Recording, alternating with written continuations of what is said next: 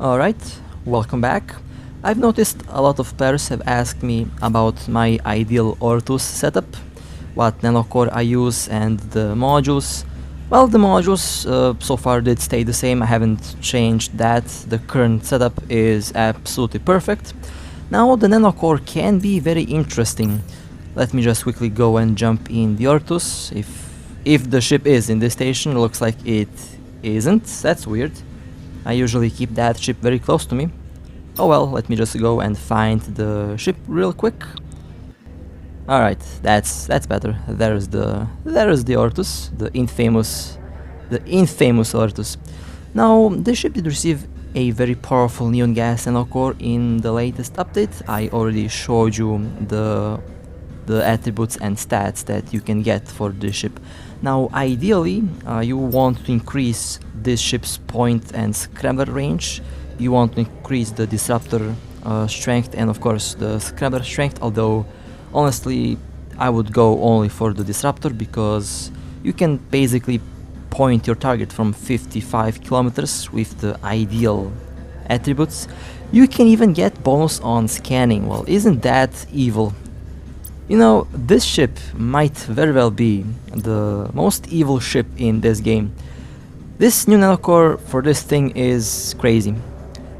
And that's one of the reasons why I'll be advancing this one after the Balgorn. Currently I'm focusing on the Balgorn. That ship also needs the new nanocore.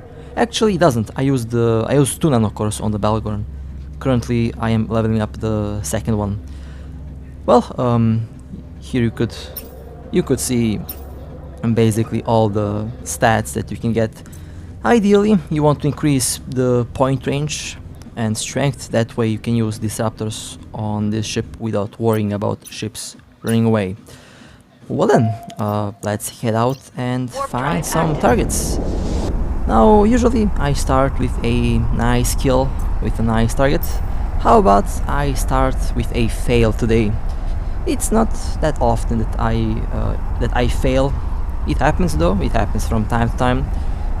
Usually I mess up the orbit, sometimes I mess up the range, sometimes I mess up everything. So let's see what will happen here. Now I landed, but I clicked on the orbit a little bit early, so the ship did just awkwardly float in space there. The Myrmidon has been pointed. Now I'll maintain this orbit, although I have set a wrong orbit. My ideal orbit is 35, but for some reason it was set at 39. And well, because of inertia and the rest of the things, I missed this Myrmidon. Although I had this one, but I failed. That's okay though, it happens. Was still a nice attempt. Well then, here I'm just, oh, was that an Aster there? I believe it was. Well then, let's go towards the next target. This time I have set my orbit. There we go. 36 kilometers. Now everything should be in place. We have a couple neutrals in local.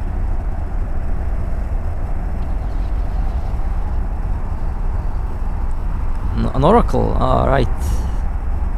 And looks like it is a sniper oracle with beam lasers. Okay, this time I have landed well within my optimal range.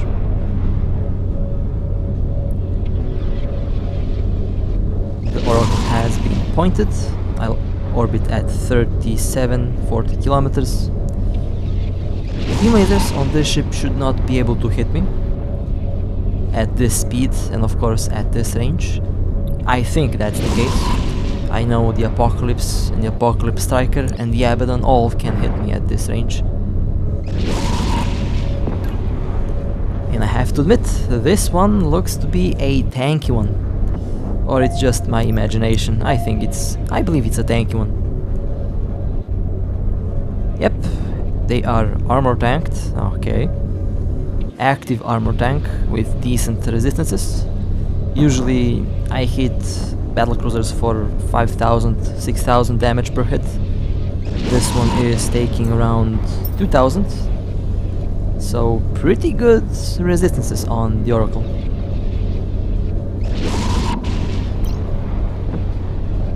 I'm just setting the keep at range option there, just in case.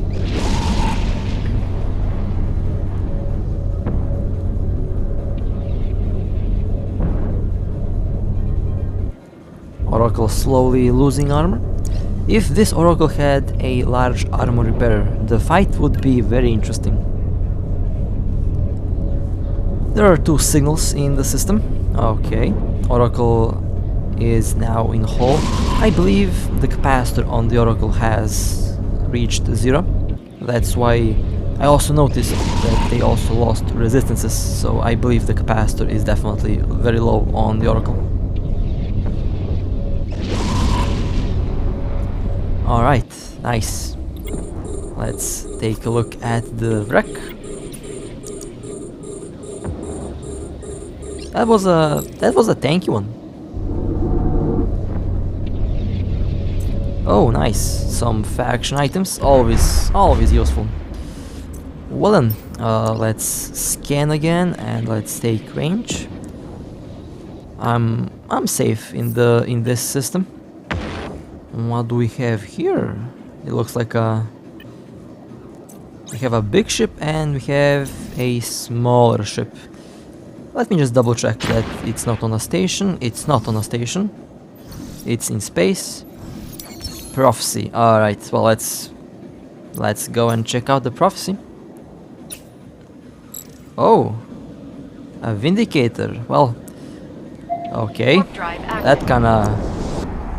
That kinda scared me a little, not gonna lie.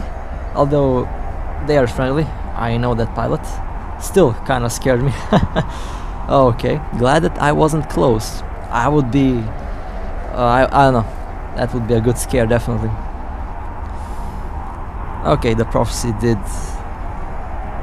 warp away from the mission. That's okay.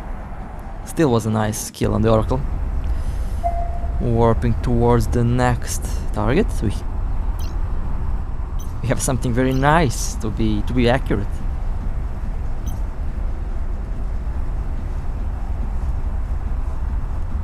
I have 4 points because I have scanned the ship before warping in, and we have a rattlesnake.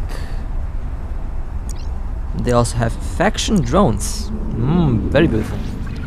Very pretty. Alright, now we're talking about something. Let's go and try to tackle them. They have locked me. Oh, well, okay. Let's try this again. After waiting a bit, they eventually returned. This time, I was well prepared to go and quickly tackle. I already had enough speed, so before they can turn around and warp away, I will point them. They have been now pointed. And now let the games begin. The rattlesnake is pointed. I am orbiting at the wrong distance again. Okay. Let's reapply the points. There we go. Not quite sure what's up with this ship today. This ship sometimes handles well, sometimes it doesn't. Like for some reason I have problems orbiting a battleship now. Usually that's not the case, but it happens. It's one of those days, I guess. Rattlesnake quickly losing shield. Abaddon doing some very good damage on that rattlesnake. And of course, the rattlesnake has been scrambled by the Abaddon. You can never have enough points, especially with Deathwish cores lurking around. A rattlesnake taking some hull damage. Did I see that rattlesnake repair armor? Well, let's pretend that I did not see that. Rattlesnake is now in 40% hull.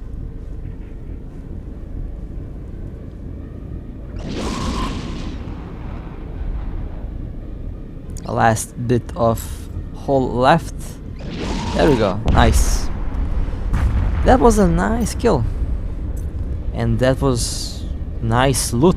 Alright, we got some debris, we got some missiles, and I have seen some other nice modules. That was a nice kill. Always nice to catch a rattlesnake. Alright, let's go towards the next target. Now, never log out in low sec with a big ship on a gate, because if I'm lurking around, if anyone I know is lurking around, well, that's going to get scanned pretty quickly. And well, this is the case with this Megatron. They have logged out at the gate. They did this 2 times, I believe.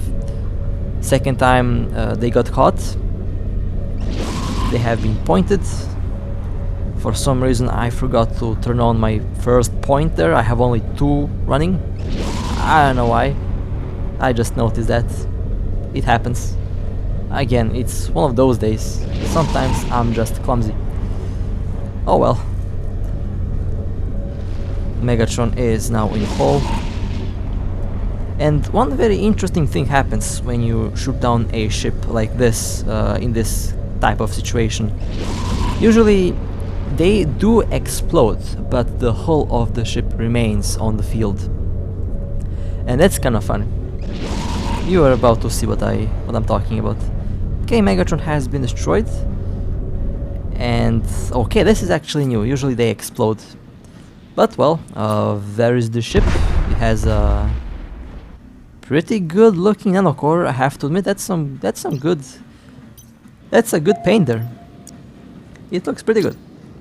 But well, we had to shoot it down. It's just what we do.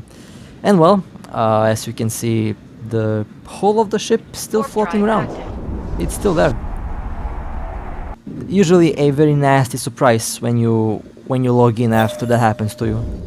Thankfully, I haven't experienced that yet, so it can be kinda, I guess, weird. Alright, well, we have a next target. We have a Vexor Navy. Let's go quickly kill that ship. Drone boats are one of my personal main source of ISK, because drones sell pretty well.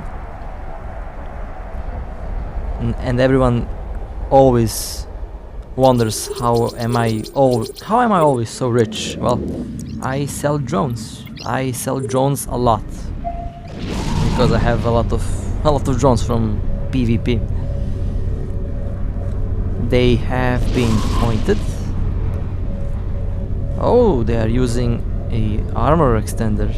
Armor plate, not armor extender. What the hell is an armor extender? Some new module that I just invented here. And they are also red to me for some reason, so it's a bonus. Alright. Nice.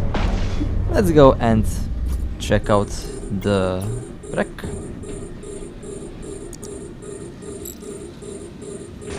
And we got some Mark V drones. Well, that's not going to be sold for a good price, but after I collect like 300, then that's going to be sold on the market for a decent price. Alright, well, we have some decent faction cruisers lined up here. There is a Cinnabol, a Gila, and a Vigilant, and an Ortus. And we also have a tasty target waiting for us. We are just currently waiting on the order. Okay, overview ready. Everything is up and ready to go. Just waiting on the fleet commander to click warp. Alright, there we go. Warp drive active. Let's go and see what's the next target. Someone will have a very bad day.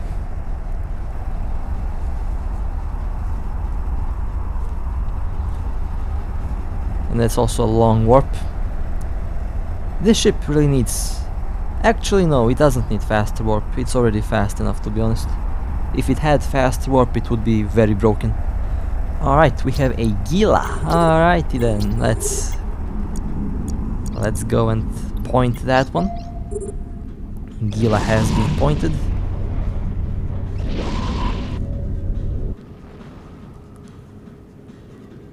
I will orbit at 36 kilometers.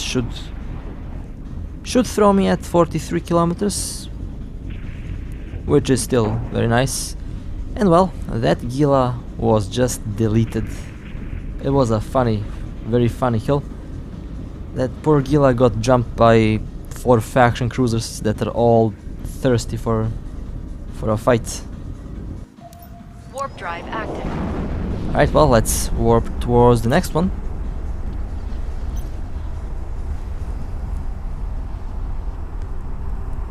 Stabber 2 and Ortus warp at the same speed. Interesting. I thought the Stabber is a little bit faster. Stabber 2 is actually a very good ship. I have interest in flying it. We have a Dominix, and I landed awfully close to this one.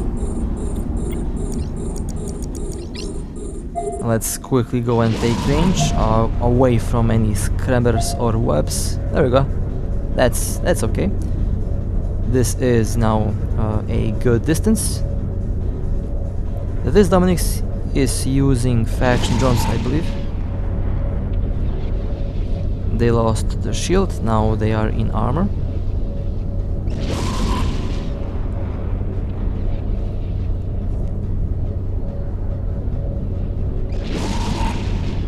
And that was also a nice catch. Wasn't that... Actually, it was one of the higher value Dominix that I have destroyed in a while. The highest one was a Dominix 2 that was 6.6 billion, 6.5 billion. Then second one 3.5 billion, and this one at 1.3 billion. Although this is the tier 9 Dominix, not the tier 10. The tier 10 Dominix is pretty good. I have also plans to fly that ship.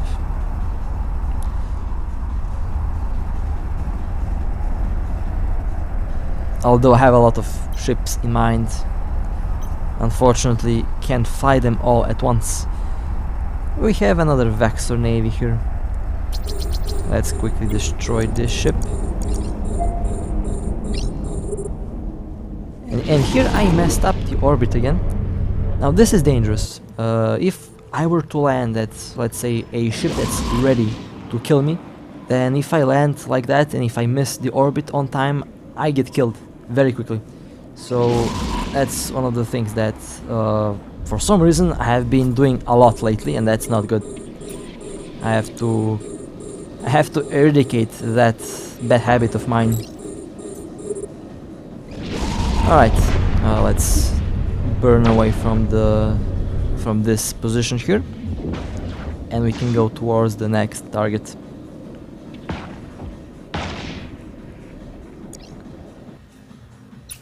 Now, I haven't really been flying the Ashmu a lot, honestly, and I wanted to change that.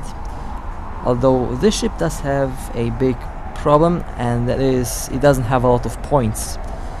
Now it can catch a lot of ships, but I wanna hunt mostly if I run these cruisers.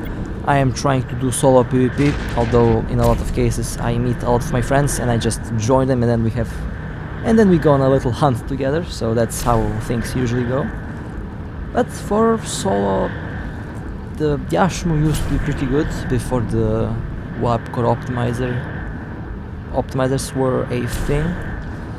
Now the Ashmu is actually still pretty good, although a lot of ships will warp away because you have only 1 point ready at most situations, while the rest of the modules are using the Ashmu's Evor capabilities, which are pretty good.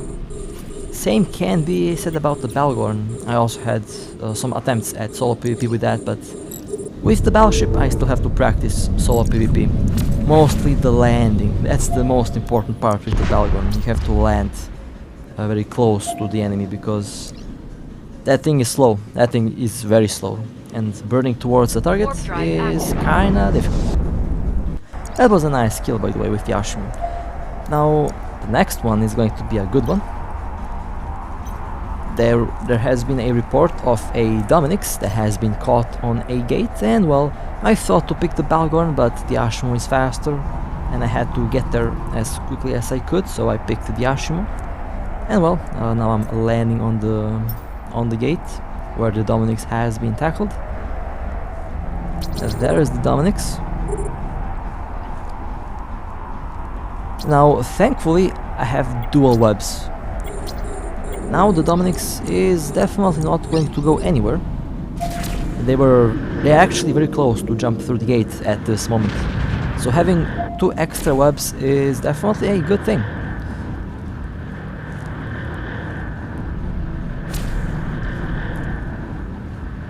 Here I'm just notifying my corp mates that there is a tasty Dominix tackled.